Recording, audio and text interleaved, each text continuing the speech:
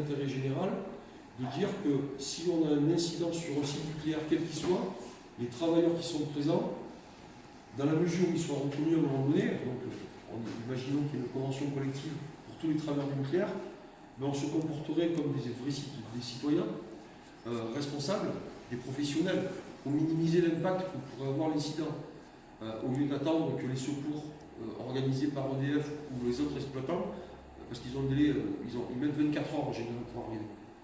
Et en 24 heures, si vous êtes d'accord aussi, pour dire qu'il s'en passe des choses en 24 heures. Et que on pourrait minimiser, nous, l'impact des conséquences de l'incident. Donc tout ça, encore, ils ont dit que voilà, les juristes, les exploitants, non, mais nous, ne vous inquiétez pas, on a créé, on a des hélicoptères, on a des groupes électrogènes. En 24 heures, il va se passer beaucoup de choses. Et donc, on insiste toujours pour dire que nous, les travailleurs, éventuellement, s'il y a un incident, vu qu'on a nos familles pas loin, nos amis, tout ça, on se comporterait citoyennement.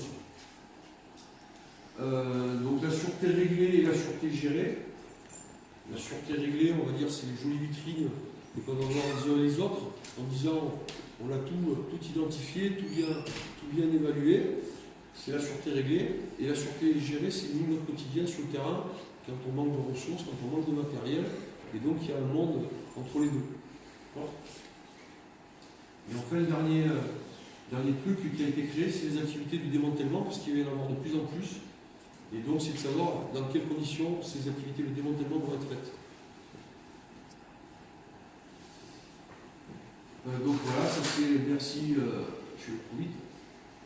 Merci Macron, parce que voilà, avec les réformes du Code du travail, les CHSCT, les DP, les CE vont disparaître. Ça va être cette commission sociale et économique qui va tout faire. Il va y avoir une commission santé, sécurité, conditions de travail qui va être créée. Et donc voilà, l'idée c'est de remettre l'homme au cœur du code du travail, sauf que aujourd'hui le travailleur, monsieur l'a dit tout à l'heure, le travailleur aujourd'hui, on est pressurisé.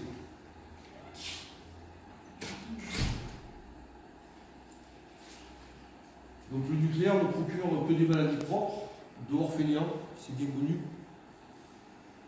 Les médecins du travail, vous avez compris, ce sont des médecins qui sont payés par nos employeurs, donc ils ont intérêt à faire rapide. On aurait des vétérinaires, ce serait la même chose. Ça, j'ai voulu vous montrer ça, c'est le tableau de la sécurité sociale qui reconnaît donc les maladies professionnelles aujourd'hui. Le tableau, il date de 1984. Il n'a jamais été réactualisé. Et ce qui a été fait par M. Hervé Morin, ministre des Armées, gouvernement Sarkozy, je crois, il a établi un décret pour faire reconnaître les expositions des victimes des essais militaires. Et on a fait des essais militaires dans le Sahara, à Nouméa, enfin voilà.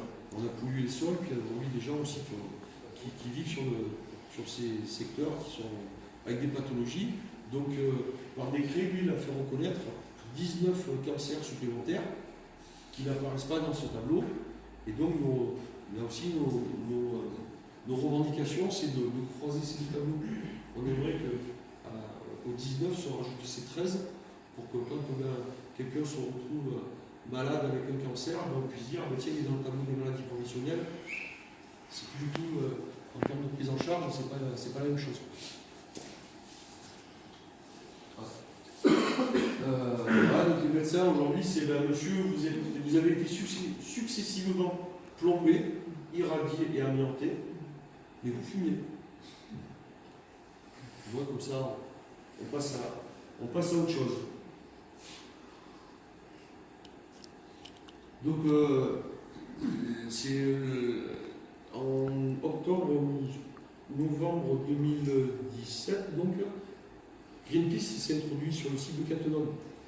Après, sur le site de Fluas, il y a eu une commission d'enquête parlementaire qui a réfléchi comment améliorer la sécurité et la sûreté nucléaire. Et donc, dans les auditions qui sont faites, Greenpeace, le réseau sortir du nucléaire, d'autres aussi spécialistes, beaucoup ont évoqué à un moment donné la situation des travailleurs. Et donc, moi, je reçois par la poste une convocation à nationale. Donc j'étais fier pour parler des situations des sous-traitants du nucléaire. Donc j'appelle mon ami Yvan Laurent et je lui dis Yvan, le 17 mai on nous attend à Paris, fais ta valise, on monte à Paris. Et la commission d'enquête, bien sûr, nous avait envoyé un pré-questionnaire à la situation de travail des sous-traitants, qu'on a répondu dans les temps. Donc toutes ces auditions sont, comment dire, j'ai prêté serment, comme beaucoup aujourd'hui. J'aurais sur la Constitution de dire la vérité avec la vérité, donc c'est ce qu'on a fait avec Yvon. Et on a répondu à toutes leurs questions pendant plus de 2h15.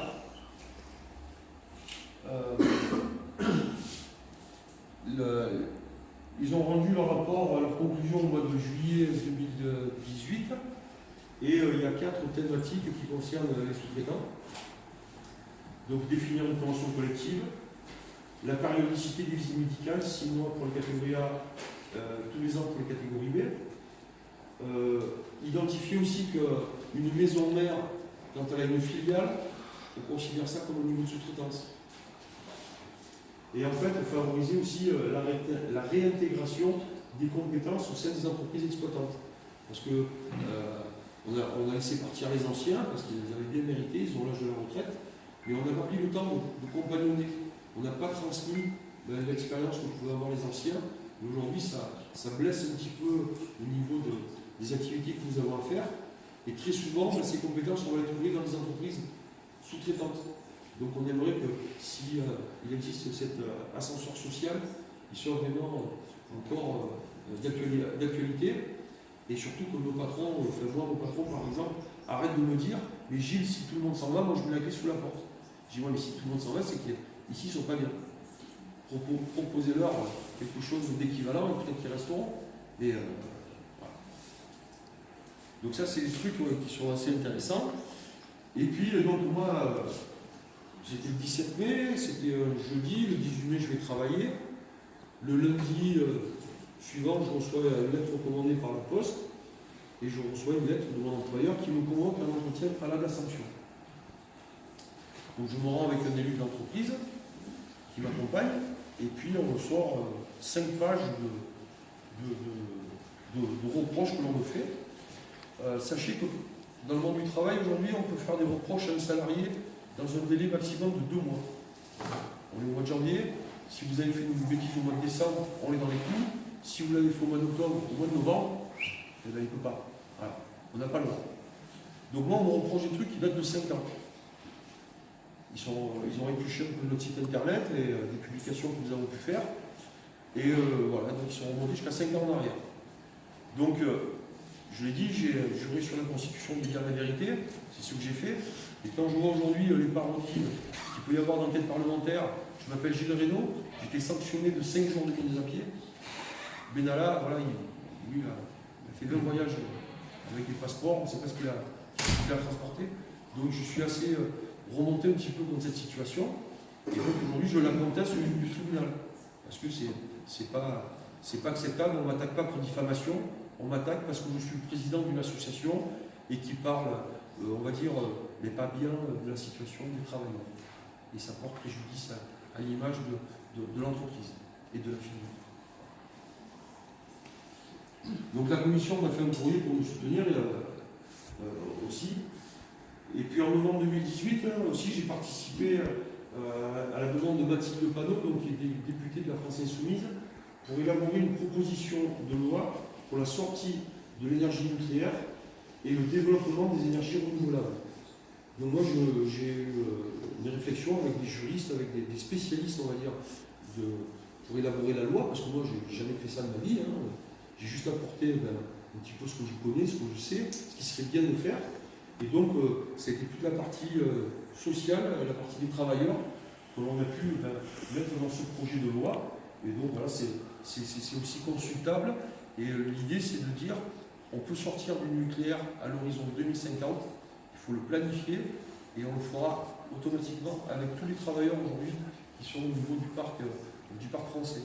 On ne va pas reporter le démantèlement en 2100, par exemple. C'est ce qu'envisage de faire EDF. Voilà. Merci pour votre attention. Merci.